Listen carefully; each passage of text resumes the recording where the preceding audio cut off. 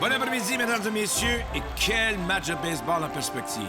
Au monticule, un lanceur droitier incroyable. Une fiche, êtes-vous prêts?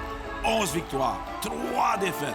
Une moyenne de points mérités inférieure à 2, 1,56. Accueillons au monticule Isabelle Maréchal. Oh, premier frappeur, ça promet.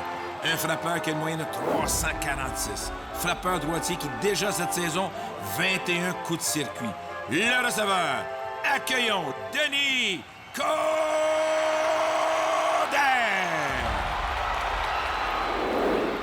Isabelle Maréchal est prête.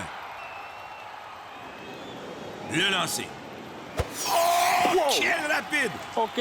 Ah ouais, un autre garnotte. 101 000 à l'heure au coin extérieur. Prise sur décision. Isabelle Maréchal accepte le signal, mais elle doit se méfier du frappeur. Coderre, un frappeur de puissance. Déjà 21 coups de circuit cette saison. La balle rapide, il est dangereux. Le tir, la rapide. Oh! Oh, quel est frappé! Loin dans la gauche! Denis! Bonsoir! Yeah! Elle est partie! Yeah!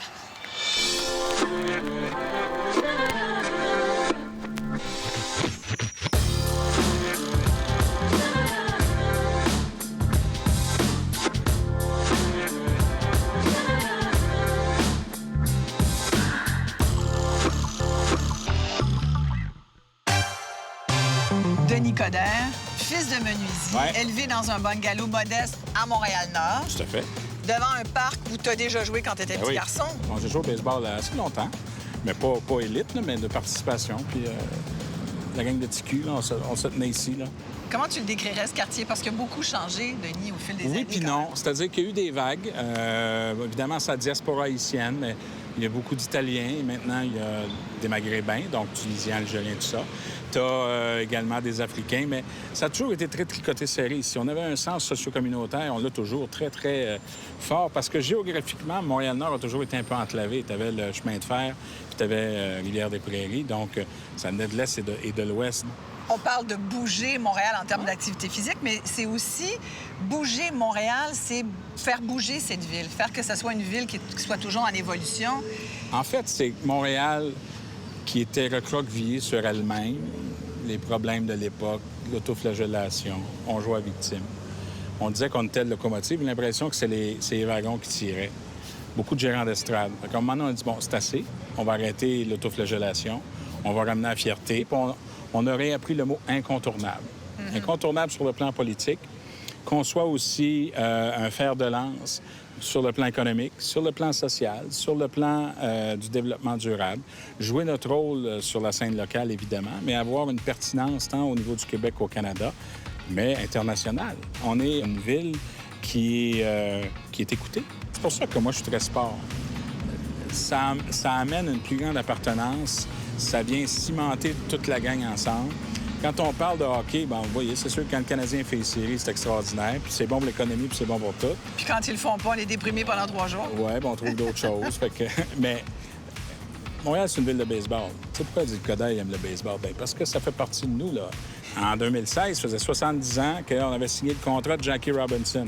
À Montréal. À Montréal, en 1946. Et on parle beaucoup de Martin Luther King, mais celui qui a eu un impact majeur sur le droit civique et sur antiségrégationniste, c'est Jackie Robinson, le premier noir au niveau du baseball.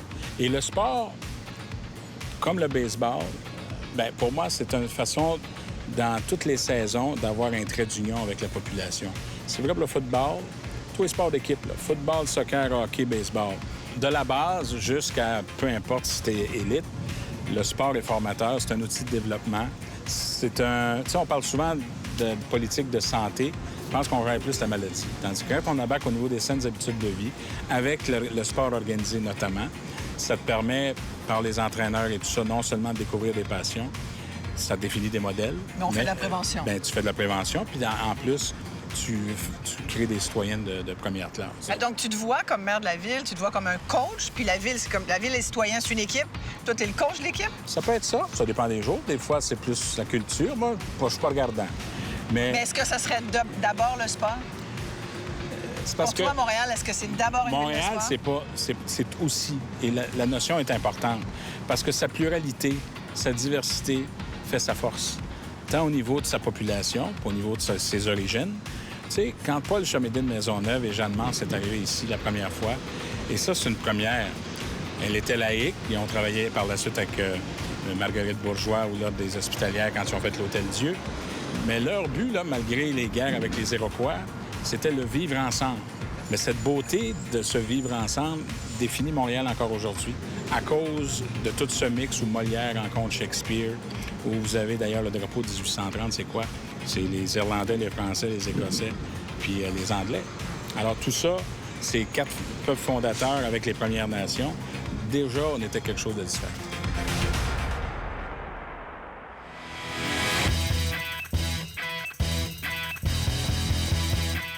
Montréal est depuis fort longtemps une ville de sport.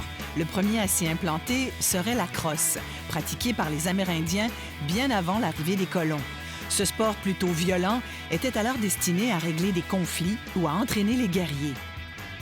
Appelé la crosse à cause de la ressemblance avec le bâton pastoral des évêques, ce sport se joue à l'époque avec une sorte de bâton à filet et une balle faite de bois ou de peau de chevreuil. Fascinés par ce jeu, les Anglais en apprennent les rudiments grâce aux Mohawks et 15 ans plus tard, les affrontent dans un premier tournoi. Les Montréalais découvrent ensuite le curling, emprunté aux Écossais. 3 siècles plus tard, on le pratique ici, sur les glaces du Saint-Laurent. Pour y jouer toute l'année, des marchands fondent le Club de curling Royal Montréal, qui reste le plus vieux club athlétique, toujours actif en Amérique du Nord. Les Montréalais qui utilisaient la raquette en babiche par nécessité jusqu'au 19e siècle en font bientôt un sport. Ils fondent le Club des racketteurs de Montréal, le Montreal Snowshoe Club, qui serait le premier regroupement du genre au monde. Clin d'œil à cette tradition, les Amis de la montagne organisent toujours chaque hiver une soirée de randonnée en raquette sur le Mont-Royal. Selon la légende, le mot golf voudrait dire à l'origine « gentlemen only, ladies forbidden ». Ce qu'on sait toutefois, c'est que Montréal a vu naître le plus ancien club de golf en Amérique du Nord, le Royal Montréal, situé à l'île Bizarre. Au Panthéon des sports de Montréal trône bien sûr le hockey. Le tout premier match officiel aurait eu lieu entre 2 équipes de l'Université McGill. Naîtra ensuite le Club des Canadiens de Montréal. En mars 1916, l'équipe remporte la première de ses nombreuses Coupes Stanley. En attendant la prochaine, on se souvient avec émotion de la dernière Coupe de 1993, avec Casso, le légendaire gardien Patrick Roy. Montréal est aussi une ville de football. Son équipe professionnelle a changé plusieurs fois de nom avant de devenir les Alouettes de Montréal. L'équipe va remporter 7 Coupes Grey qui seront célébrées dans les rues de la ville.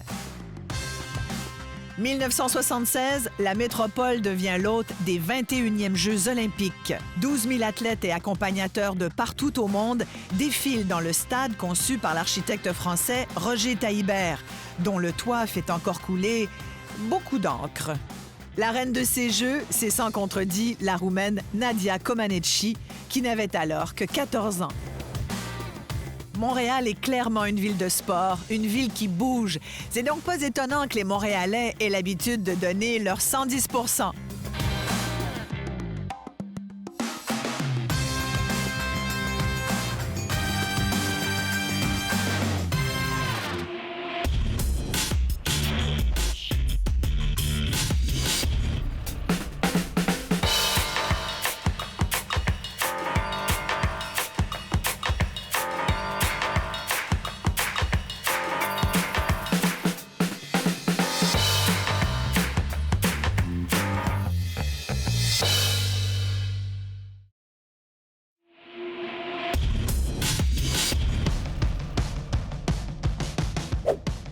À part le jogging, qu'est-ce que les Montréalais font pour bouger?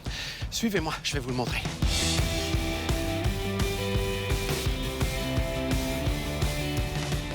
Pour ceux qui n'ont pas peur des hauteurs, il y a une très belle tyrolienne qui survole le Vieux-Port. Et juste à côté, il y a quelque chose qui s'appelle de voile en voile. C'est comme de l'arbre en arbre, mais sur le thème de bateau pirate. Arr! À Montréal, on peut faire du surf sur le fleuve. Il y a 2 endroits avec des vagues stationnaires, un en face de Habitat 67 et l'autre près du parc des Rapides à la Chine. Mais c'est des endroits secrets. Les surfeurs veulent pas qu'on en parle. Alors, chut! Pour ceux qui souhaitent une aventure plus sécuritaire sur le Saint-Laurent, il y a plusieurs compagnies qui offrent des tours de kayak et de stand-up paddleboard. Stand-up paddleboard, c'est une espèce de planche de surf. Tu es debout avec une pagaie, puis tu te promènes là-dessus. C'est la grosse mode. Tu peux même faire des cours de yoga ou de fitness là-dessus. Écoute, c'est parti sur la côte ouest américaine, puis là, c'est rendu partout dans le monde. Fait que, paddle away. Hi-ya! Si vous êtes vraiment peureux, il y a des endroits sur la rive nord et la rive sud qui offrent du surf à l'intérieur. Tu peux même faire du surf l'hiver. Tu dis, non, je suis pas peureux, c'est juste, il fait trop froid. Évidemment, grand classique, le pédalo. Mais si tu as le goût de faire quelque chose en grosse gang, il existe le bateau Dragon. C'est inventé par les Chinois il y a plus de 3000 ans avant Jésus-Christ. Vingtaine de personnes dans le bateau. Hey, je te dis, ça déménage. Si vous êtes amateur de sensations fortes, vous pouvez faire de la décalade dans le Vieux-Montréal. Ça, c'est comme de l'escalade, mais en descendant. Fait que lâche pas la corde parce que ça descend pas mal plus vite que ça monte. Attention. De plus en plus tendance, le slackline. C'est une sangle d'escalade entre 2 arbres, comme ça ici. Et le but, c'est de se tenir en équilibre là-dessus, de sauter.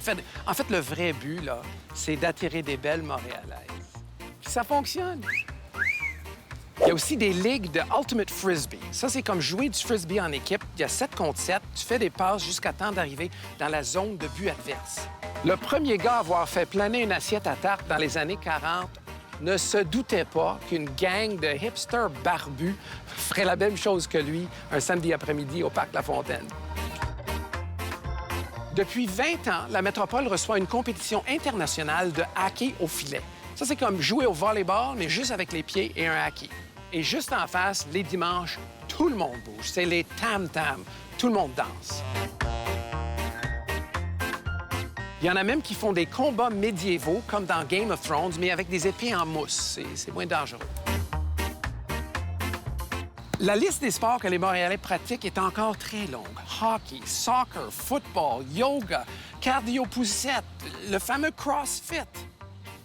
CrossFit. Savez-vous comment c'est si quelqu'un fait du CrossFit? Faites-vous-en pas, il va vous le dire 200 fois.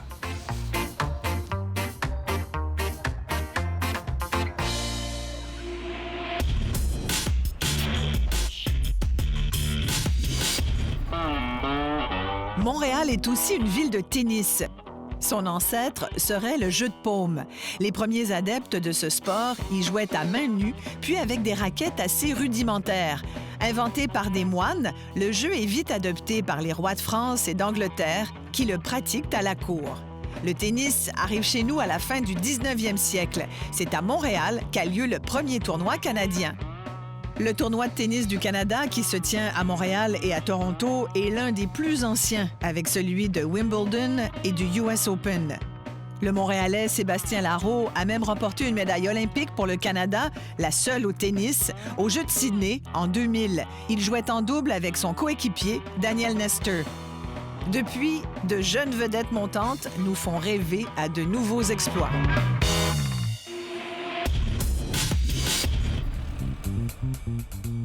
Pourquoi tu tiens tant à une équipe de baseball à Montréal? On a eu quand même les Expos 35 ans. Puis on va y revoir. Mais on a parlé des Royaux tantôt.